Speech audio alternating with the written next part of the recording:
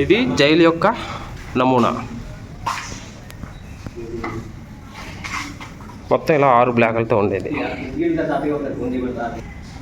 7 బ్లాకులతో ఉంది. అది చిన్న బ్లాక్, అది స్పెషల్ జైలు అనమాట, అందరి కోసం ఏర్పాటు చేసింది. ఈయన సత్యేంద్రనాథ్ సన్యాల్, ఇక్కడే ఈయన మరణం అయ్యాడు. అందుకోసం ఆయన జ్ఞాపకార్థంగా ఈ ప్లేస్ అనేది అలా ఉంచేశారు. లైటింగ్ కూడా సెట్ చేశారు. ఇంతకు ముందైతే వీటిలో ఇలాంటి లైటింగ్ కూడా ఉండేది కాదు. ఒక చీకటి కొట్లు, వాటిలో నుంచి వచ్చే లైటింగ్ ద్వారా మాత్రమే వాళ్ళు రివైవల్ అయ్యేవారు.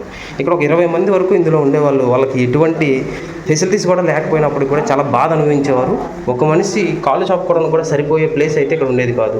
ఇలాంటి గిన్నెలే వాళ్ళకి ఇచ్చేవాళ్ళు. వాటిలోనే వాళ్ళ బాత్రూమ్లు, వాళ్ళ యొక్క మూత్ర విసర్జన, మల విసర్జన చేసి వాటిని వాళ్ళే పారవేసుకునేవాళ్ళు. చాలా భయంకరమైన బాధ. చూడొచ్చు, ఇవంతా కూడా రీమోడలింగ్ చేసి ముందు బాగా ఉంచారు తప్ప లేకపోతే పాడైపోయేది. ఇలా పైకి వెళ్తే వీర్ సావర్కర్ యొక్క ఉన్న జైలు మనకు కనిపిస్తుంది. అందులోకి మనం వెళ్ళొచ్చు ఆ సెల్లోనికి. ఇలా ఇవన్నీ 6 ఉంటాయి. 6టికి కలిపి ఒకటే సెంటర్ పాయింట్ ఉంటుంది. ఇది 3rd ఫ్లోర్కి వెళ్ళడానికి. ఇది వాచ్ టవర్. ఇది ఇక్కడ నుంచి సైనికులు ప్రతి నిత్యం కూడా పహారా చేసేవారు. ఇక్కడ వాళ్ళకి శిక్షలు అమలు చేసేయడానికి ఇక్కడే పెట్టి కొట్టేవాళ్ళు. కాళ్ళు ఇక్కడ కట్టేసి చేతులు వాటిలో పెట్టేసి వాళ్ళని కొరడాలతో చిత్రహింస చేసేవాళ్ళు. ఇది ఒక సెల్లు, ఇది ఒక లైను, ఇది ఒక లైను, ఇది ఒక లైను. ఇంకా మిగతావి అయితే కూలిపోయాయి. వాటిని తీసేసి, అవి పాడైపోవడం వల్ల వాటిని తీసేసి వాటి ప్లేస్లో ఇది గవర్నమెంట్ హాస్పిటల్ మనకి ఏర్పాటు చేశారు. చాలా మంచి ఫెసిలిటీస్తో. ఇదంతా కూడా గవర్నమెంట్ హాస్పిటల్.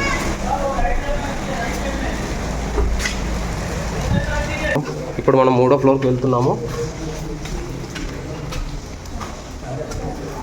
ఇదంతా మనం చూడొచ్చు, మొత్తం ఇటుకలతోనే స్లాబ్ కూడా వేయడం జరిగింది. ఇది ఒకటి, ఇది ఒకటి, ఇటు సైడ్ మనకు ఒకటి కనిపిస్తుంది. అంతే, 3 మాత్రమే మిగిలాయి చివరికి. మొత్తం 6 పార్ట్లుగా ఉండేది ఇది. దీనికి ఎంట్రన్స్ ఇవ్వలేదు, ఎందుకంటే చాలా పురాతనమైనది కాబట్టి పడిపోద్దని చెప్పి ప్రేక్షకులు అనుమతించడం లేదు. వాచ్ టవర్, గార్డ్ సెంట్రీ ఉంటాడు పైన. సెంట్రీలు ఉంటారు కదా, అదే గార్డ్స్. ఇంకా పైకి వెళ్ళొచ్చులా, పైకి వచ్చేసాం మనం. ఇదంతా కూడా మనకి జైలు. ఇదొక సెక్షన్, ఇదొక సెక్షన్, ఇదొక సెక్షన్. ఇంకా ఇటువైపు కూడా 3 సెక్షన్లు ఉండేవి, పాడైపోవడం వల్ల అవి కనిపించడం లేదు. చూసారా, ఇక్కడ నుంచి బీచ్ మొత్తం కనిపిస్తుంది. ఇవన్నీ చిన్న చిన్న ద్వీపాలతోనే అండమాన్ అంతా కూడా ఉంది. అన్నీ కూడా చిన్న చిన్న ద్వీపాలు, మొత్తం కొండలు, చుట్టూ సముద్రం.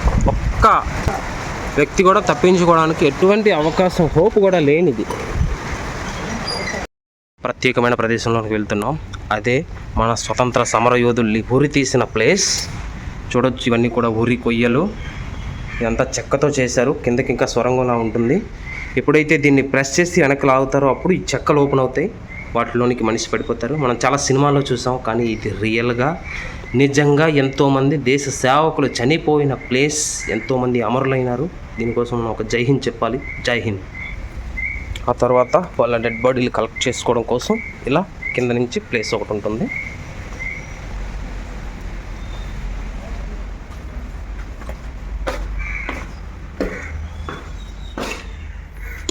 ఇక్కడి నుంచి వాళ్ళు కిందకు పడితే వేలబడేవాళ్ళు. కాళ్ళు అందుకోవడం కూడా 10 feet 15 feet ఉంటుంది. ఇది సాయంత్రం ఇక్కడ స్వాతంత్రం కోసం వాళ్ళు అనుభవించిన కష్టాలను ఒక నాటక రూపంలో ఇక్కడ ఒక స్టేజ్ ప్రోగ్రాం చేస్తారు.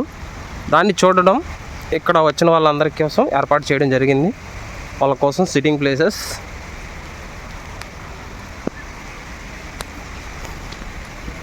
చూడొచ్చు జైలు ఎంత భయంకరంగా ఉందో. ఇది ఒక స్టాచ్యూ పెట్టారు. భయంకరమైన చిత్రహింసలు. ఇదంతా కూడా ఆయిల్ మిల్, అంటే మిషన్లతో కాదు, మన భారతీయుల రక్తాన్ని తీసి ఆ రక్తాన్నే వీళ్ళు ఆయిల్గా మార్చి మలచి చేసిన ప్రాంతం ఇదంతా కూడా. చూడొచ్చు, ఇవన్నీ కూడా ఆనాటివి రియల్గా తయారు చేసినవే.